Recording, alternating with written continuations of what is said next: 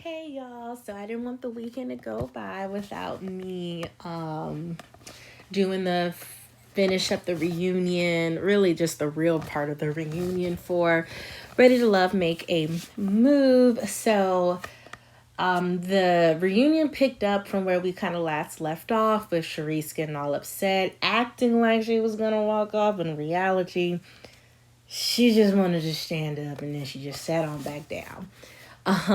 But the thing about Charisse, when she argues, that annoys me is she's very hypocritical. Like, she has no problem cutting someone else off and yelling at them and yelling for, to just cutting off everything they're saying. But if someone does it to her, she gets really upset. If someone chimes in, she gets upset. And it's like, girl, then you don't do it. So getting beyond that, we get into each lady's mini journey and just kind of catching up briefly with them and a couple of their guys that they have throughout the journey. And I think we started with Ashley, probably. And Ashley, they had Dawn and Kirsten, and Kirsten's whole face was attitude. And then they brought Dawn's lady friend out as well. And they kind of showed where, Dawn and Ashley hit it off. But then when his communication with the texting was off, then she let him go because she met Kirsten. And like I said last time, definitely her clicking really, really well with Kirsten more than I felt with Donald. Really did feel like even if his texting wasn't off, she would have done it anyway. But then they were showing how how Kirsten didn't show up to not Ashley's, Zadia's birthday. And she was saying, she didn't get any text messages or anything like that. And then, Dawn coming back in. And so, they briefly talked to Dawn about, I guess, the pre-Kirsten. But then when they tried to talk to Kirsten, he just was mute. And he was like, he didn't have anything to say. And he was just like, I'm only here because I signed a contract. And Tanika, the host, was like, I mean, you're on television. You can't just not say something. And he was like, I ain't got nothing to say. And they were like, you can go, man. Like, goodbye. And he was gone. And I was like, ooh, he got an attitude. Ooh, he got an attitude. But my thing is, I've literally have been trying to figure out what could it be. Like, why was he that upset? Because to be honest, I personally don't think Ashley said anything that could have been embarrassing to him, because anything she said was something we could literally see. He didn't text her. He didn't let her know that he wasn't coming. He didn't seem to care that he ghosted her but was able to show up for the mixer the next day. And then he still was just like, okay. So I don't know, because I have heard that the way that this show was approached to the men specifically, they thought that this was a normal Ready to Love where they would have options and that the power would be between, the men and the women. Not you only have really one option, to be honest, whichever lady they pair you with, and then it is in their choice if they decide to keep you or not. You basically don't have any say. And I think Kirsten was one of those guys who probably didn't like that when he was realizing, and I don't know, maybe he's just pissed about that, because I really don't understand what's his deal. I really don't. I don't. But you know what? Good riddance, goodbye. And he was not the only guy who didn't want to be there. We'll touch on that later. But so once he was gone, and kudos to Ashley. Like, she really did keep a good composure with his behavior, because they were like, why is he acting like this? She said, I don't know, because we haven't even talked. So I don't understand why he's upset. We haven't talked since he left, but whatever. So they get into Miss Thing and her confrontation with Donald. And Donald admitted to what we were kind of thinking about why it happened like that. Basically, he knew it would look bad for him to confront Ashley and her behavior overall. And so he basically had his friend do it for him. Now, was he right for doing that? No. Like, at the end of the day, that is your problem. And you should be able to speak to Ashley. If you have to talk with her without the cameras, because you know you could, then you do that. But I think to have his friend go at her the way that she did was the really, really wrong part. And in some ways, I think he egged her on. He probably exaggerated some things, or he could have simply told her, turn it up. Turn it up. Don't hold back. And that's what she did. And I didn't care for the friend being there because she gonna say, if I, this Ashley I'm seeing right now, if I had seen this like before, I would have been Team Ashley. Girl, you didn't even give her a chance to be anything because you came in hot when you saw her. So what are you talking about? What are you talking about, sis? She was getting on my nerves. Like, she annoyed me. Like, to be honest, I would not want to date Don if he had a friend like that. I wouldn't want to date any man who had a friend like that. Like, it's one thing to have a family member be like that, like, say, a sibling or a cousin, but for it to be a friend, someone you who could be in and out, you don't have to be here, and you're the opposite sex. Oh, So, they said that where things are with them, it's just kind of open still. They talk, but there's nothing beyond that or whatever. And later on, I think her name is Stormy, Ashley's friend, who came, and she was there and this is where things went south with Kirsten. And there was that addressing of the whole situation. And Stormy first was like, okay, first let's talk about how I dress, because I always dress like that. Like, I always dress ready to show out. Like, I don't really care where I'm going. And then Ashley tried to act like she wasn't intimidated by how she was dressed, and she just felt like, I wouldn't do that to you if it was your thing. And this is my thing. Like, Ashley definitely had a really big head about herself. This, what came to be shown in this reunion. Like, I feel like we had gotten bits of her acting like she was all of that, but she really just blatantly said it was about me. And while I understand that the gist of how this show was working was that these ladies didn't get eliminated, it was the men who got eliminated. And so, yes, essentially, you do have the power. You do need to be the one to be pleased, because if you're not pleased, then you can take, gone. However, I think she had that view about it so strongly that it really just came off as selfish and ignorant, and just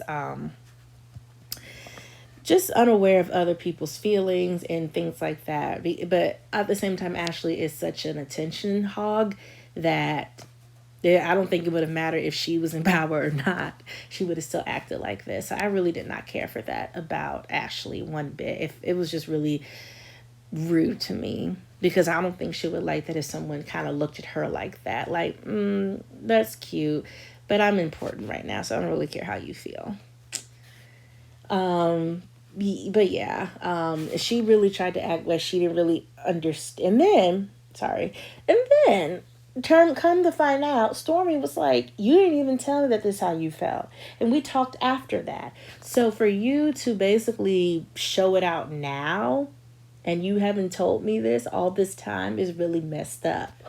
And even Zadi had called her out on it, like, yeah, you shouldn't be letting 2 months like that go before you sell someone something. Like, you were really upset about it. And then Stormy walked off, and I understand, because you are being portrayed as being like a messy, loose person, and that's not who you are. You're basically, your character is getting attacked, and so. And yeah, Ashley, you should feel bad, because you really were messy for that. Like, if you didn't like what she did, you should have kind of told her within that same breath, not months later waiting to be on camera again. Like, I feel like she was intentionally looking for a problem, a mess, whatever. to have. So, ugh. Anyway, so moving on to Charisse. So I don't know if y'all noticed, but Charisse in her white dress, and then Maurice in his like black velvet suit. I'm like, why do y'all look like y'all getting ready to get married? Like this looks like the reception outfits. But they had them out, and he did say that he hasn't been to Miami, but they've gone to events together, and they just really have been enjoying each other. And I, they didn't say it, but I'm assuming that they are in a relationship because they said that they have found love, and they're still looking into the future of traveling and all this stuff. So they're doing really good. They're the only success from the show, surprisingly. They're the only success. Now, like I was hoping from last week, Mizell was there, and everything with Mizell was really just more so directed at his things with Renisha. Like I said, Renisha wants to be chased, and she wants to be pursued. She wants to be I'm trying to think what's the word. Oh, like drooled over, like just to be looked at as the ish. And when she doesn't feel that way, she gets really upset because it was very clear that she was mad at Mizell for basically not wanting her anymore and downplaying her, and just, or even still when he got rejected by Charisse, and she let him go because he was her person. He didn't come after Renisha, and she was mad about that. I could tell she was really mad about that. But Mizell just don't care. He's just like, he's one of those guys that you could go off and he gonna stay cool and just like, okay. So that was their whole thing. Speaking of Renisha, moving on with Renisha, they had Tabari and Jabari there for her. And Jabari, like was seen on the show, everything with them was great until it just became really clear that their lifestyles did not mesh. And I don't think there's anything wrong with the traditional desire in your relationship. I just think he almost has a very domineering sense of it, and I think for him, he would be very argumentative. I think he has a sense of controlling. Like if you dressed a certain way, like if y'all went out and you were like real like looking a certain way, I think he would have a problem with it and try to tell you how to dress, which I'm like, but he said he was dating, and I didn't like this, what Tanika said, like, oh, is she traditional? I didn't know those women still exist. Stop it.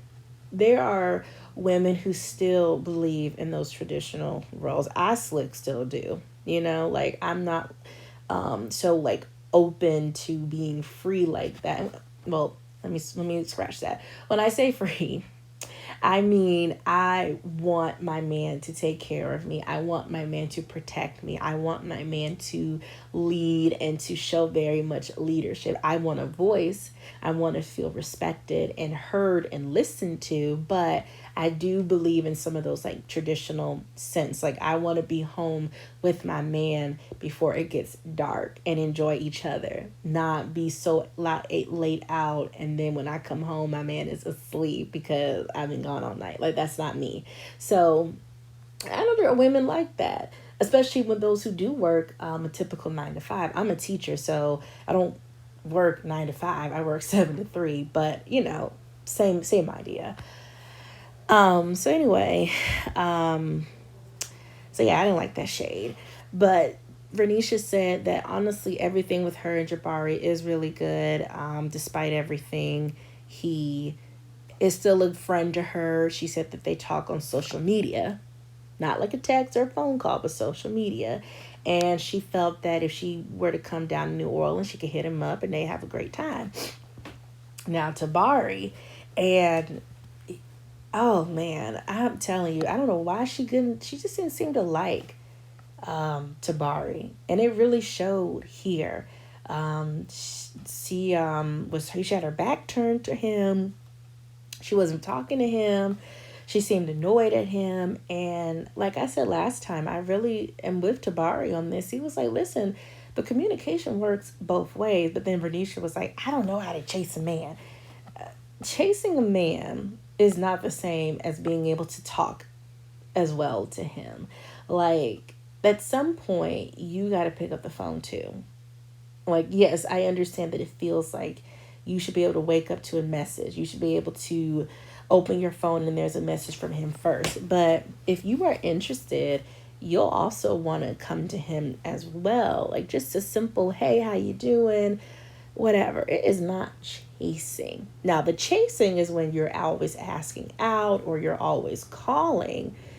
But just simply texting or just saying hey first is not a chase. And she's very confused on that. Like I said, Bernicia really, really, really wants to be chased. So I was with Tabari in that, and I don't wish Bernicia well like that. I think she needs to have an attitude adjustment and really she's another one who needs to understand that you are not all of that and a bag of chips. There is something you have to do, a little something.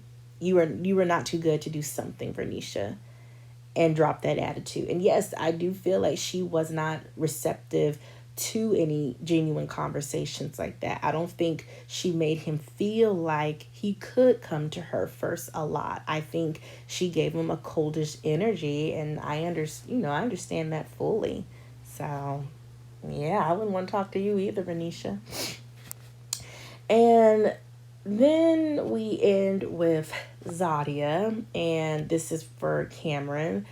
And oh, speaking of Cameron, when Stormy and Ashley ran to the back of the stage, did y'all see Cameron's face? Because he was standing by the door, basically waiting to come on. And Cameron's face was like, the heck?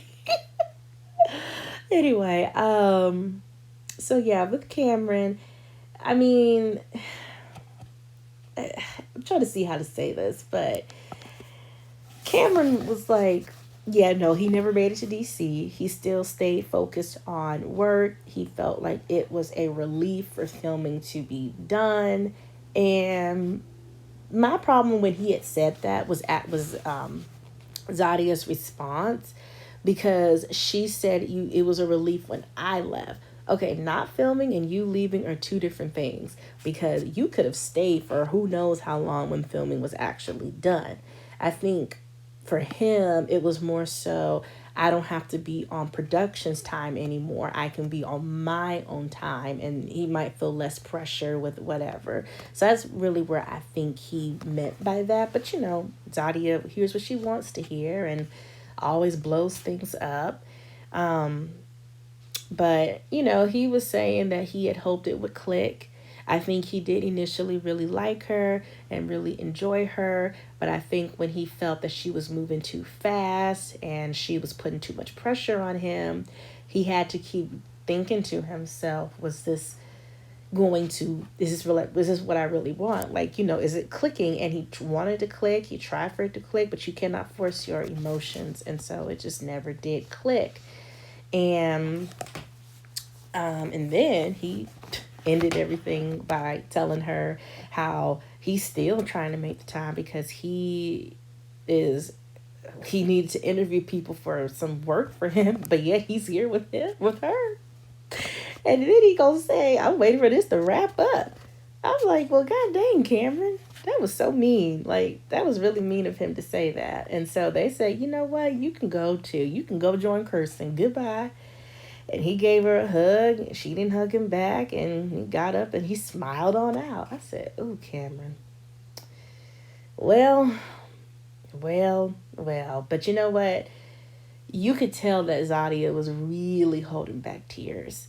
You could tell. Like, I don't think she was holding back cussing him out. I think she was holding back crying because she was embarrassed. Because she knew how much she gave of herself to him. She knew how much she looked kind of desperate on TV for him. And then on top of that, you got her enemy there, Charisse, watching this all unfold. Plus, she laughed. Sharice straight up laughed in her face when Cameron was like, I didn't want you, basically. So that was the reunion. I am curious if they would do this again. I think people were interested enough with this show that they would do it again, but where, I don't know. I'm wondering why they don't ever go more west. Like, they've been staying on the east and the west and the south. I'm just wondering why they don't ever go a little bit more west. Like, that would be such an interesting dynamic to see that. But yeah, that was the season, and I hope I don't see these women again, because 2 times is enough, especially with Renisha and Ashley. Let me know what y'all think, and maybe I'll see y'all for the Ready to Love. They're back in Dallas. We'll see. All right, bye.